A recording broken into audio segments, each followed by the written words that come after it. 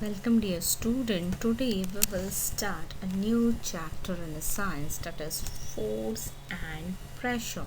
So now let's start with the chapter. Students, now let's see what is a force.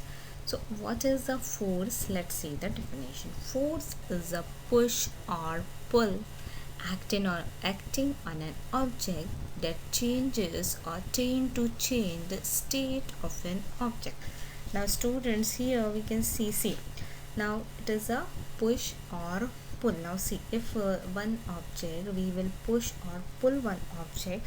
So if the object is in a stationary, that means if the object is at the rest position, that object will be, if no force is acting on an object, then that object will be at rest. And if we apply some force or push or pull that object, so what happened, that object will be start moving, okay, and continue to move with the same speed and same direction, okay. And if we again we will apply a force, then either it will stop, okay.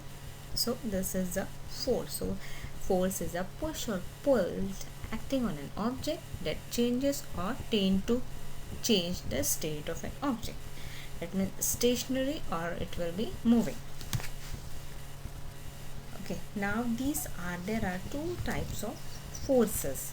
Now first is the contact force and next is the non-contact forces. Now let's see first what are the contact forces. So students, these contact forces are when bodies are in contact with each other, okay. When contact happens between the two objects, that means between the two objects, right? So contact forces is present between their two objects.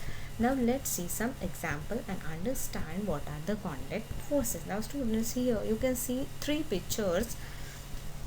So in the first picture, a car moves in a forward direction when a man applies force from behind to the car, okay. Now when a man applies some force, then it will be move in a forward direction, okay. So contact happens between car and a man. Now next is next picture, a boy playing football is kicking the ball away. In third picture, a reluctant dog is being pulled by his master. So students, what do you observe from these? A force acts on two bodies through an interaction between them or interaction between two bodies. So these are the examples of contact forces. Now under the contact forces, some more type of forces are there. See, first is the muscular forces. Now what is muscular forces? See, forces generated to our body being in contact forces with the object are called as a muscular forces. Now see, muscular force is an example of contact force and it is applied to object with the help of our muscles. That's why it is muscular force. It is applied in several cases such as lifting, pushing or pulling. As you can see in the examples, these forces are generated to our body being in contact with the object, and these and it is applied to object with the help of our muscles, and during these forces our muscles are contract and relax. Now next type of contact forces is a frictional force. Now students, let's see the frictional force. Now frictional force, a force generated by two surfaces, okay, that contact and slides against each student. See, you can see the pictures in a slide. When a ball is kept on a table and pushed a little, it moves ahead and gets slow and stops. Now next is a car running on a plain road travels some distances and stops after the engine is switched off. Why? This is because of the force of friction between the ground surface and the object in the motion. Now see, in the absence of the frictional force, the object would have remained in motion. Now see, it will continue. If friction stops, the motion of the object will also stops. So frictional force is very useful in our daily life. Frictional force is very useful in our daily life. So students, while walking, we push the ground behind with our feet. In the absence of friction, we will slip and will not be able to walk on the ground. All the objects in motion have a frictional force acting on them, which is acting in the direction opposite to the direction of motion. So you must have seen that one tend to slips over banana peel on the street. Similarly, one can slip due to mud, but these examples occur due to reduced friction. So I hope with these several examples you have understood what is the frictional force. Now after this, now just now we have seen what are the contact forces. Contact forces means the contact between two objects, the force generated by the contact between the two objects. Now we will see what are the non-contact forces. Now students, non-contact forces is a force is applied between two objects are not in contact. Such a force is called as a non-contact force. Now let's see the types, some more types in the under the non-contact forces. Now see students, in the picture you can see a coconut is falling from the coconut tree. So objects are attracted to the earth due to the force of gravity. Now students, we know the earth has a gravitational force. So due to the gravitational force, the coconut which is falling from the tree, it is attracted towards the earth. Okay, so it is a gravitational force.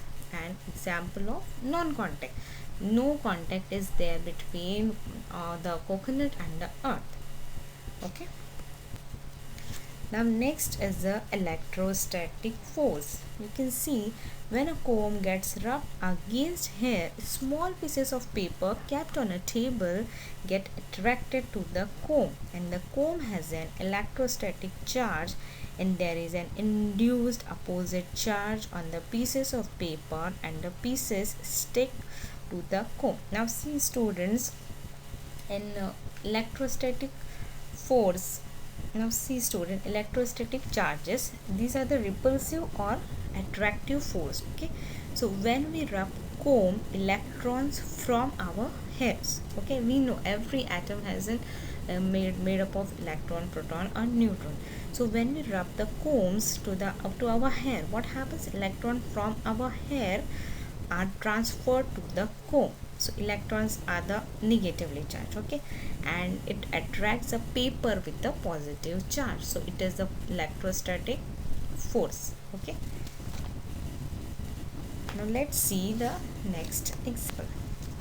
Magnetic force. Iron nails get attracted to the pole of a magnet due to the magnetic force. Now students, here we have an activity to more understand about the non-contact forces. Okay, now see here in the picture you can see the two bottles with the bar magnet over the bottle. Now let's see the activity. Take two plastic bottles with a rectangular shape. Close their openings by fitting the lids tightly. As you can see in the picture, keep two small bar magnet on them, that means on the above the bottle, rectangular bottle, and fix them neatly using a sticking tape. See what happens here. We have to take two rectangular bottles and we have to keep two bar magnets over the bottle, and the lid of the bottle will be remain tightly closed. Okay, Now fill a big plastic tray with water and leave the two bottles floating with the magnets at the top. Take one bottle near the other if the north pole of the magnet is near the south pole of the other magnet. The bottles will head towards each other. Because why? Because unlike poles attract each other. And observe what will happen when the direction of the bottles are changed. Now we can observe when the direction of the bottles was changed. Then we can observe change in the motion of the bottles without any direct contact. That means no contact is there between the two bottles. This means that there exist a non-contact forces between the two magnets. Now students, let's see the balanced and unbalanced forces. Now first we will do an activity, or we will take an activity to understand about the balanced and unbalanced forces. Now let's see the activity. We have to take a cardboard box, tie thick string to its two sides and keep it on the smooth table as you can see in the picture. Now take the strings on both sides of the table. Tie weighing pens to the two ends. Keep equal masses in both the pens. That means if in one weighing pen 5 kg mass is there, then in next or other weighing pen also wants 5 kg mass. Okay. The box does not move on the table. Why? Because the masses are same. If more mass is kept in one of the pens than in the other, the box starts moving in the direction of that pen. So equal gravitational force acts on both the pens when equal masses are kept in them. This means balance forces act on the box. Now when balance force will act on them? When both the weighing pans have similar or equal masses. Now, okay, with the effective force equal to 0, as these are acting in opposite direction having same mass. On the contrary, if more mass is kept in one pan than in the other, the box start moving in the direction of the pen with more mass. Why? Because one weighing pen has more mass and other weighing pen has less mass. When unequal forces are applied to the box on the two sides, an unbalanced force acts on the box, resulting in imparting motion to the box. Okay, now let's see what is the balance force. So students, forces that are equal in size but opposite in direction are called as a balanced forces. If the forces on an object are balanced, this is what happens. First, it will a stationary object stays still or rest position. Next, a moving object continues to move at the same speed and in the same direction. Now students, what is a balanced force? Forces that are equal in size. Just now we have seen one activity, that is if both the wing pans have equal masses, then no motion will there. Okay, it will be 0 for net force will be 0. Okay, so forces that are equal in size but opposite in direction. Okay, just now we have seen in the activity, right? So equal in size but opposite in direction, this is called as a balanced force. But if the forces on an object are balanced, this we can see. A stationary object will stays still. If the object is at rest position, it will be in rest position only. But if an object is moving, then it will continue its motion or motion at the same speed and in the same direction. Okay, this is a balanced force. Now next is unbalanced force. Now what is unbalanced force? Let's see. An unbalanced force is one that causes a change in the motion of the object to which the force is applied. Okay, so what is unbalanced force? It causes the change in the motion of an object. And unbalanced forces are not equal and opposite, but balanced force were equal and opposite, and this is not equal and opposite. Now here students, we can see some examples of unbalanced forces. See, in the first picture, children playing tug of war pull the rope in their respective directions. If the pull of the force is equal on the two sides, as you can see in the picture, the force is equal, pull of the force is equal on the two sides. The rope does not move, right? But in the next picture, you can see the force is more on one side, and force is more on one side, the rope moves in that direction. You can see in the picture. This means that initially the two forces are balanced. That why the rope is not moved, and the rope moves in the direction of higher force when the forces become unbalanced. Okay, now let's see one more example of the balance and unbalanced force. When big grain storage container is required to slide on the ground, it becomes easier if two persons push it rather than one person.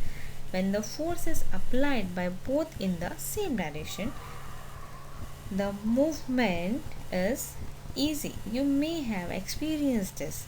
What do we understand from these examples? Okay, now students, from these examples are to see that if several forces are applied on an object in the same direction, a force equal to their addition acts on that object. And if two forces are applied on one object in direction opposite to each other, a force equal to their difference acts on the object. And a force is expresses in magnitude and direction. Okay, now force has magnitude as well as direction. Now what is the magnitude? It is a mass, that means an object having some mass, some quantity, or some of the size. Okay, so a force is having magnitude, mass, and direction. And force is a vector quantity. Now students, as a force is having magnitude and direction, that's why a force is called as a vector, or a force is a vector quantity. Vector quantity means anything which has magnitude and direction is called as a vector quantity. Okay, now students, when a force is applied on a stationary object, it moves and its speed and direction changes. Similarly, a force is required to stop an object in motion. An object can change its shape due to force. Let's see the examples. And okay, while kneading you can see here are three examples. In first example, we can see while kneading a dough made from flour, the dough changes its shape when a force is applied. A potter applies a force in a specific direction while shaping the pot. Rubber, when stretched, expands. There are many such examples of the forces. So students, what do we understand from this? See, when force is applied on an object, it moves and it changes shape, okay, or it changes its direction. So this is force. Okay, now this is all about this lecture, and we will continue the next part of the lesson in the next lecture. Thank you, students.